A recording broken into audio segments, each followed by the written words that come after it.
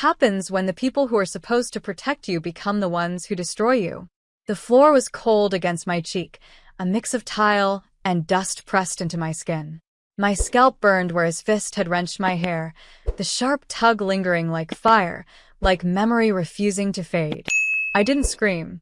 Not this time. Screaming only fueled him.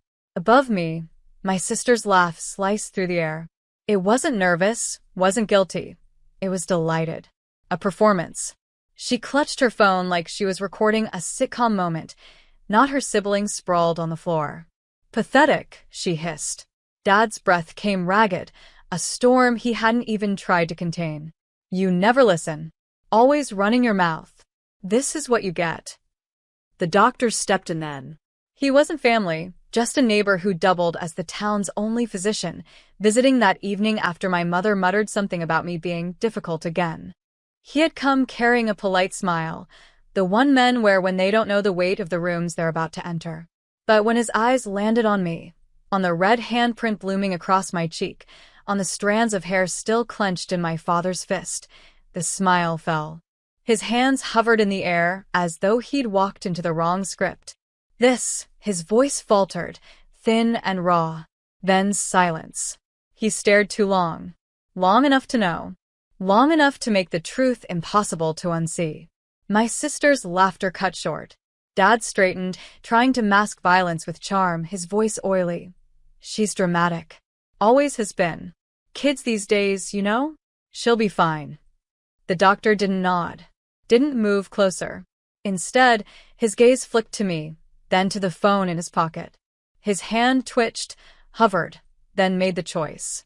He pulled it out. For the first time in years, someone looked at my father not with fear, but with suspicion. The silence in the room shifted, thickened, like the house itself held its breath. Dad's voice cracked sharp. What the hell do you think you're doing? The doctor didn't flinch.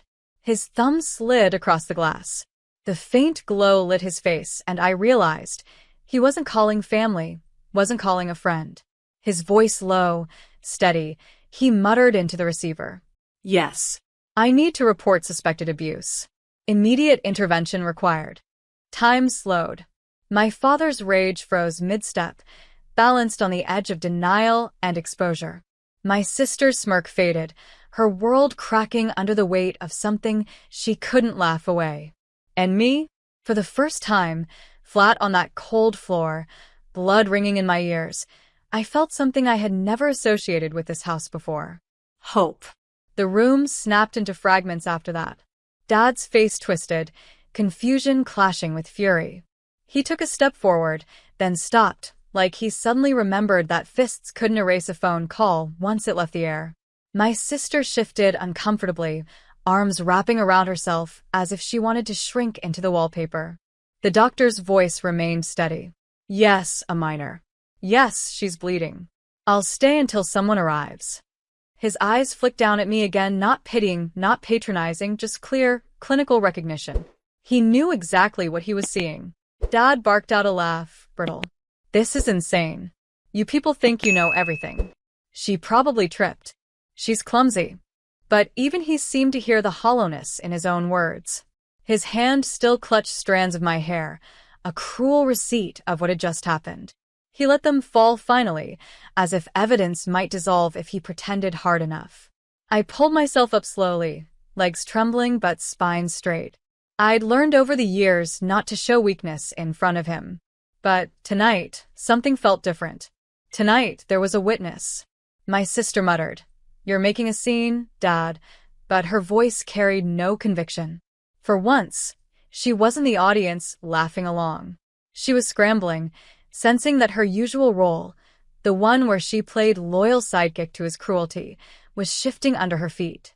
The doctor crouched beside me, gently tilting my face toward the light without touching me. "You're safe," he whispered, too low for my father to hear. The words didn't feel real, not yet. Safe wasn't something I'd ever known in these walls. Then headlights cut across the curtains. A car door slammed. Heavy boots against the porch. My father's head snapped toward the window. His voice wavered. "You call the cops?" The doctor stood, taller than I'd noticed before, his presence filling the room in a way that rivaled my father's looming shadow. "I called someone who listens," he replied calmly. The front door opened without ceremony. Two officers stepped in, their radios crackling faintly, eyes sharp, movements brisk. My father puffed up, shouting about rights and lies and family discipline. But his words sounded like the hollow echoes of a man whose kingdom was already crumbling. I sat there, heart racing, as one officer gently asked for my name, my age, if I felt safe here. My throat tightened. For years, silence had been my armor. But now, silence was no longer mine to carry. "I don't feel safe," I whispered. And with those 4 words, the whole house shifted. The air felt different after I said it. Like I had cracked a window in a room that had been suffocating me for years. The officer crouched low, his face softening in a way that contrasted against the rigid black of his uniform.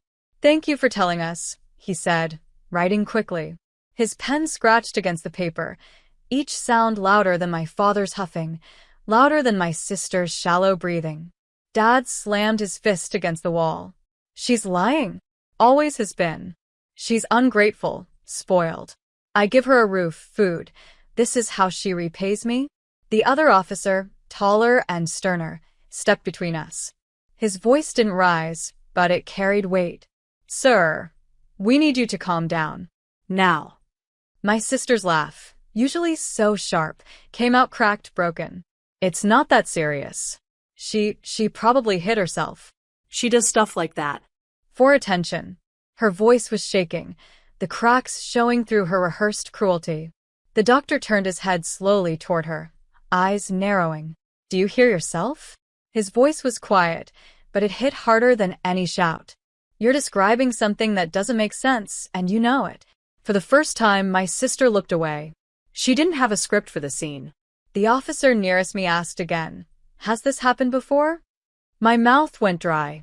Words clung to my tongue like they feared sunlight. I thought about every bruise I'd hidden under sleeves, every excuse I'd made at school, every time I told myself it wasn't as bad as it felt. "Yes," I whispered finally. My voice cracked, but the word lingered in the air like smoke. "Many times." My father lurched forward, but the taller officer pressed him back with a firm arm. The doctor's phone was still in his hand, recording now, subtle, deliberate, undeniable. The younger officer looked at me again. "Would you like to come with us tonight? Somewhere safe." That word again. Safe. It felt foreign, like tasting sweetness after years of bitterness. I looked at my father, his face blotched red, veins pulsing in his neck. I looked at my sister, chewing her nails, eyes darting like a trapped animal. And I realized they were afraid. Not of me, but of something bigger. Of losing control. "I'll go," I said. My voice steadied this time. "I don't want to stay here." The officers exchanged a look, then nodded. One of them radioed in for backup, the static buzz filling the silence. My father sputtered, rage spilling from him in half-formed threats. But the walls no longer carried his voice the way they used to, because tonight, the walls were listening to me instead. The night air hit my skin like I'd been underwater for years and finally broke the surface. The officers guided me outside, their presence steady, but not suffocating. Behind me, the house buzzed with chaos, my father's shouts, my sister's whining protests, the doctor's quiet explanations that cut sharper than any blade. But out here, on the porch beneath a sky scattered with indifferent stars, there was something else. Space. Breathing room. One of the officers opened the back door of the patrol car, but not like in the movies. No shoving, no force. Just a quiet gesture, as if to say, "You're choosing this. This is yours." I slid inside. The seat was cold, the air thick with the scent of leather and static. The door closed gently, and for the first time in years, there was a barrier between me and my father's fists. Through the window, I saw him pacing, yelling, his hands flying in angry arcs. He looked smaller now, contained. My sister clung to him, but she wasn't laughing anymore. Her face was pale, eyes darting toward the flashing red and blue lights, painting the neighborhood awake. Curtains shifted in nearby houses. People were watching. His power wasn't private anymore. The car rumbled to life. As we pulled away, I caught the doctor's gaze.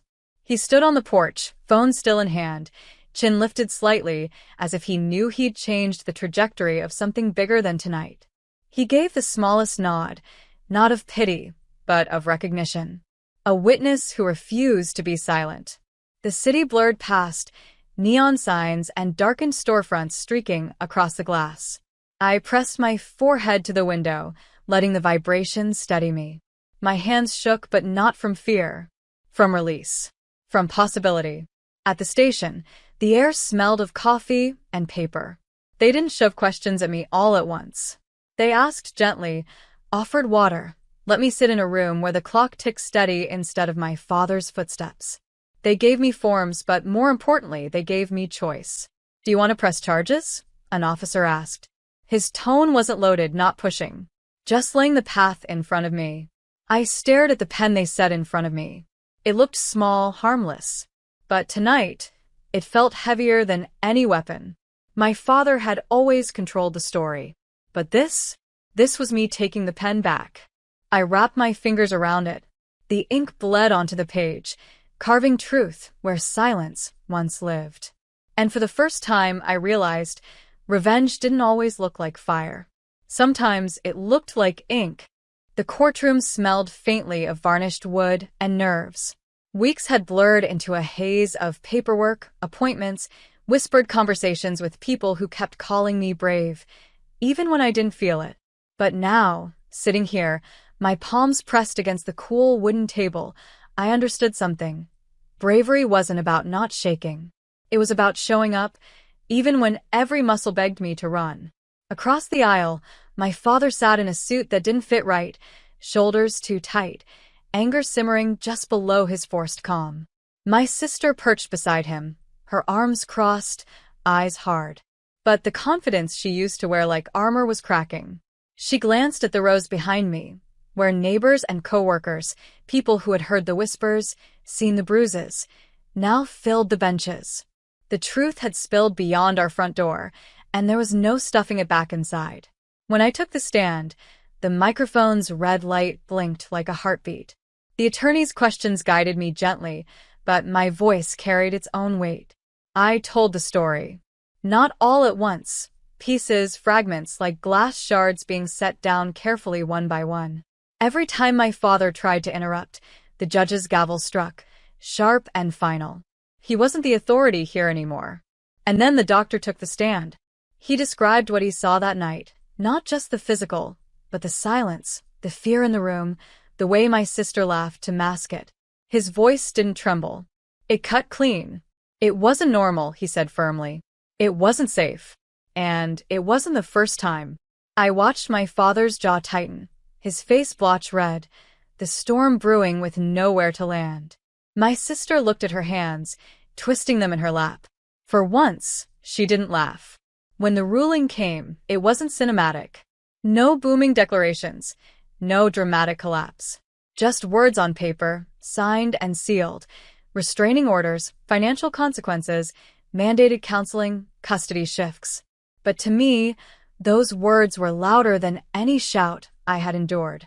Outside, cameras flashed, local news, curious reporters, neighbors pretending not to stare. My father shoved past them, face twisted, sister trailing behind. The crowd didn't part the way it used to for him. They looked at him differently now, not as a man of control, but as a man exposed. And me? I stood taller. The ink on the ruling wasn't just law. It was the first line of my story written without him. I didn't expect the fallout to spread so fast. At first, it was whispers. Neighbors lowering their voices when his name came up. The church pews he used to dominate now sat empty where he once stood, his voice silenced by absence. The man who strutted through every barbecue, every block party, with a drink in one hand and insults in the other, gone. But then, the whispers turned into stories. The bruises people had noticed on me, the sudden weight loss, the hollowed-out look in my eyes when I used to show up at family events. Nobody said anything then. But now they were saying it all. And they were saying it out loud. My sister tried to step into his shoes, parading herself online as the loyal daughter defending her wrongly accused father. She posted smiling pictures, perfect captions. But screenshots don't erase history. People dug up old memories, old patterns. They remembered the way she laughed when I flinched, how she treated cruelty like entertainment. The comments didn't side with her. They sided with the truth. One night, scrolling through my phone, I stumbled across a video someone had uploaded from the courthouse steps. It was me, walking out with my lawyer, my face pale but lifted, shoulders squared. The caption read, "She chose silence for years. Tonight, she chose herself." It spread. Shared, reshared, dissected. Suddenly, my story wasn't just mine anymore. It was fuel. Women I'd never met sent messages. "I left too. I pressed charges because of you." I didn't realize I wasn't alone until I read this. The irony wasn't lost on me. My father had always thrived on control, on keeping me small and voiceless. Now, the very act of me speaking, even in broken, trembling fragments, had turned into something bigger than him. Something louder.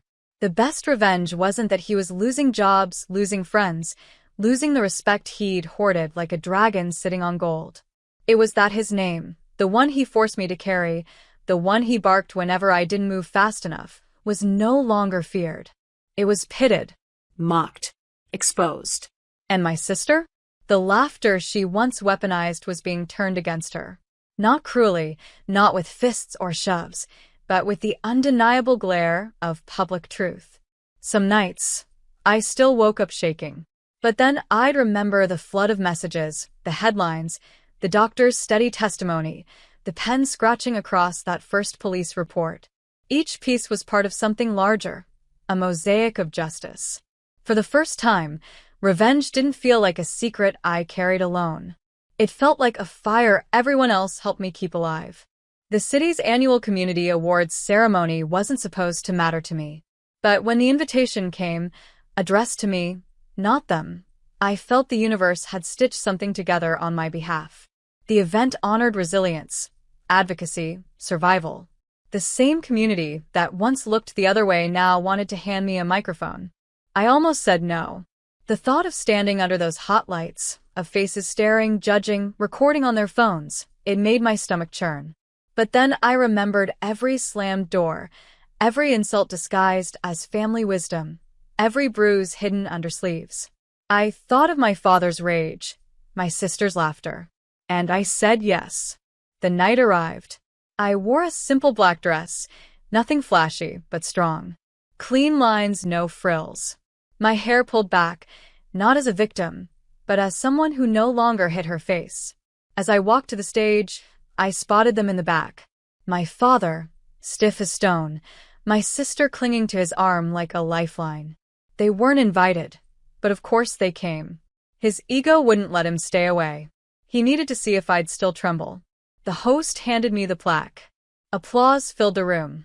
Loud, unapologetic. And then they passed me the microphone.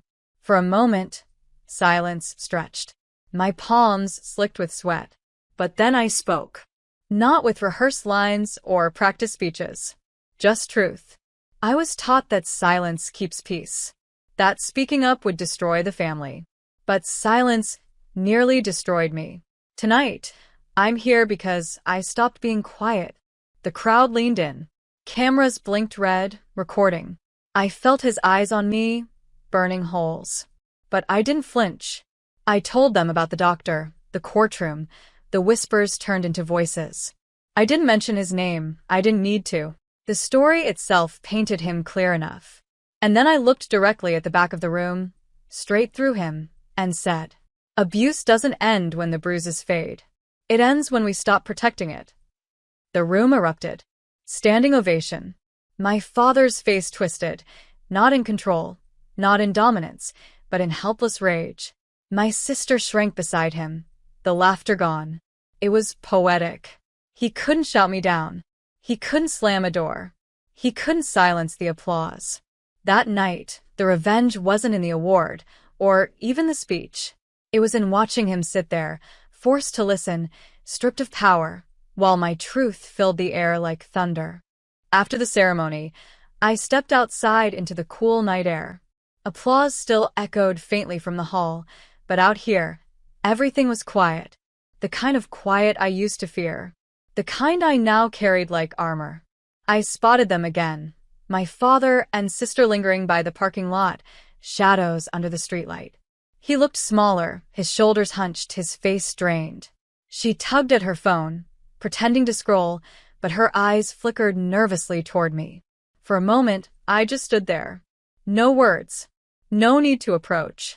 I realized they were waiting for me to come running back, begging for acknowledgement, for forgiveness, for some false reunion. But I didn't move. Instead, people began to pour out behind me. Strangers, neighbors, even reporters. They congratulated me, shook my hand, asked for quotes. Cameras flashed. My father had to watch as I became the center of attention, not as his daughter, not as his burden, but as my own person. That was the final strike. He could live with courtrooms. He could live with whispers. But public irrelevance? Being forgotten while I rose higher? That was unbearable.